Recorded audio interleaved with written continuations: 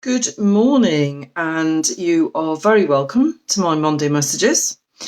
For those of you who don't know me, my name's Rebecca, and I'm a holistic health coach and homeopath, and I use my skills to help as many of you as possible to be as healthy as you can be physically, emotionally, and spiritually. And then when we feel healthy in all those three areas, then we're able to lead our lives as fully as possible and on our own terms. So my Monday messages are part of my commitment to that. And it's where I pop in and share an idea, a thought, a simple tip for you to focus on for the coming week. And hopefully those ideas and tips and focuses will help you to become more conscious of what's driving your behaviour. And when we become more conscious of that, then we can either actively choose it or we can change it in some way. So I can see that there's a few people on, so you're very, very welcome. Do comment, do let me know that you can hear me and see me okay. That's always a bonus, I think. You're very welcome, and you're equally welcome if you're watching the replay. Very helpful for me to know whether you're watching the replay, actually. So if you want to just pop in when you do watch, whether you're watching a replay or live, that would be handy. So thank you very much. Okay, so this week was kind of a follow-on from last week, and I don't know if any of you were watching. Thanks for the thumbs up.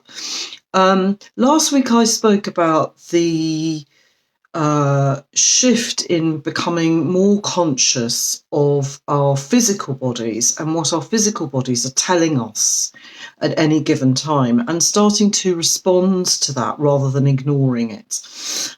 Because our physical bodies don't lie often, whereas our minds and what's driving us emotionally and mentally can play tricks on us. And that was the theme of last week. So I don't know how you got on with that. I hope you got very in touch with your physical bodies. Good morning, Anne. That's lovely to hear from you. Thanks for joining. Okay, so today I wanted to just explore how our minds, and good morning, Sarah. Sarah saying lovely to see me. Thank you very much, Sarah. I just wanted to explore some of the ways that our minds can play tricks on us and maybe lead us down avenues that we perhaps oughtn't to be going down. Good morning, Lou. You're very welcome. So today I wanted to focus on our values, or start the thought process going on our value systems, because the values that we hold are really what drives the majority of our behaviour. And one value in particular came to mind recently for me. It may be one that you're familiar with, it may not be. For me, it was the value of, if I say I'm going to do something, then by God, I do it. Because I promised. Because if I don't do it, then that means I'm not trustworthy, that I'm breaking my word, that, that's sacrosanct. My word is my bond, kind of thing. And in my parents' house, that was a very, very strong value. And it was instilled in us as children from a very young age that you always do what you say you're going to do. And if you don't, then, there wasn't an option not to, basically. So that was a very strong value that I unconsciously adopted. And I didn't really become conscious of it until I realised that it was one of the things that was actually contributing to me becoming chronically ill. And this was 20 odd years ago. And it's still a value that I need to watch. I need to actually be conscious of it. I need to be conscious of when it comes up. And I need to be able to sit back and think, okay, is this value the primary goal for me at the moment? Or is it, yes, it's a value, but it's actually less important than maybe some other values? And I'm talking about, in this context, about whether one of my other values, which is to be as healthy as I possibly can, whether it's getting in the way of that or not. And that's kind of what I'm going to invite you to do this week, is to have a look at values like that and see where they work for you and where they don't work for you. Because they will often have two facets, like everything really. So I like to think of our values, as like a coin, in that it has two sides.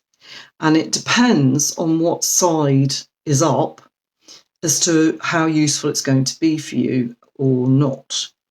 So in the example that I gave you, if I say I'm going to do something, then by God, I must do it. What made me ill was that I wasn't conscious of that as being a very strong driver for me. And I was often undertaking tasks or feeling that I needed to do things that weren't very healthy for me, just because I said I would do it. So now I haven't ditched that value, because it still has merit. It still actually can be a very, very useful driver for me if I am in a situation maybe where I'm stepping a little bit out of my comfort zone and I'm having a little bit of a wobble and going, oh, this doesn't feel very comfortable. Then remembering that value, if I've made a commitment, then I really should see it through. Then that is a very useful driver for me in that instance. Where it's not so useful is in the less important promises. So maybe if you've promised you'd go to some social event, what are those again? Anyway, some social event that you said you'd go to, but on the day, you're not feeling that great. You know, maybe you had a very bad night's sleep. Maybe your child kept you up all night, or maybe you're going down with a cold or something like that. Why would you let that value govern your behaviour in that instance? Is it healthy for you to say, well, I said I would, so I should? Or is it healthier for you to go, well, I know I said I would, but that was then, and now I'm focused on right now, and now I don't feel so good. And I think that the cost of me honouring that promise is going to be too great. So it's about being able to step back a bit, be conscious of what might be driving you to do something that maybe is not such a good idea, and then choosing to shunt that value down the list of importance. I hope that makes sense. It's a little bit garbled, I know. So it's just having a sense of priority with your values. And for those of you who are not familiar with the value system, really it's just those things that we deem to be really important ways of living our lives. And we can have general values. We can have, we mustn't kill, we mustn't rape, we mustn't steal, those kind of values. We can also have very country, national specific values, according to the history of our country and geographically where we are. For example, water in Ireland probably isn't high on most people's priority list, but If we lived in the sub-Sahara region, it would be very high on our list of priorities. But what I'm talking about today is more our personal values, the things that we've adopted about maybe our concepts about other people, certain types of people, or ways of being. You know, that example that I gave you. It wasn't my value, actually. It was my parents' value. And I understand completely where it came from. You know, they came from the Second World War. They came from that post-war period. Both of them served in the Second World War. And, you know, having that value of saying what you were going to do, you know, doing what you said you were going to do was a very, very important value. Lives could depend on it. That's not the case anymore with me. So I don't need to be quite as rigid and inflexible about that value. But at the same time, it does have merit in the right circumstances. So I hope that all makes sense. Do tell me if I'm making sense or if that resonates with you. And maybe you could share one of your top values with me. That would be lovely, because we all have different values, and we all have them in a different order. Sarah's saying that's a great example. Okay, that's great, Sarah. I'm glad you resonate with that, because it has caught me out, you know, on several occasions when I found myself going, oh, God, I feel awful, but I said I'd go to the party, so let me put that dress on and go. And before I stop myself and go, what are you doing? It's more important that you actually look after your health. You know, whoever's party it is, they're grown-ups. You're not responsible for their behaviour, their responses. It's okay for you to say, actually, I can't do that. It's not right for me today, or just I've changed my mind. So maybe practicing saying I've changed my mind and understanding that that's not necessarily a bad thing. It can actually mean that you are minding yourself, that you have that flexibility, you have that ability to adapt to the current circumstance. And that, for me, is one of the definitions of health, is our ability to adapt to different circumstances.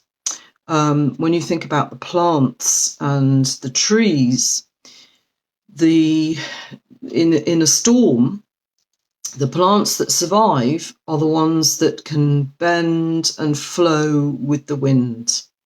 The ones that remain rigid and unbreakable, unyielding, are the ones that are likely to get broken in that wind. So Sarah's saying, yes, I've changed my mind. It's the hardest. It's a really interesting thing to think about. Because, yeah, I think it may be similarly to me, Sarah. In my house, I wasn't allowed to change my mind. That was seen as something weak and, change your mind. What? You can't change your mind. You said you'd do it. And that inflexibility was very rigid and hard to live up to. So once we become aware of that, and also thinking about the ability to change our minds, it's actually a very interesting phrase. Sarah's saying, read something last night that described us like the tide, ebb and flow. We need to be less rigid. Absolutely. Absolutely. Because, we hear lots and lots about being mindful, being fully present, being able to respond rather than react. And that is all about being conscious of what comes up for us in any given circumstance and being able to say, okay, that's interesting. Is that going to work for me in this instance? Or actually, maybe it isn't. Maybe it's going to actually make me more unhealthy, or get me further away from what it is that I want to achieve. And that's the first step, is being conscious of those values. So what I would like to encourage this week is that you start to think about values, whether they are general in your life generally, cultural, perhaps religious, whether they, you'd like to focus on something like a relationship, or perhaps you as a parent, or maybe in your work, in your business, whatever it is. It could be even to do with food. Just have a think about what your top 5 or 6 values are. And we have millions of values, so there's no sense in trying to think of them all, because you never would. But if you think about your top ones, and then think about them as that coin, that two-sided coin, where might they work for you very well, and where might they maybe hinder you?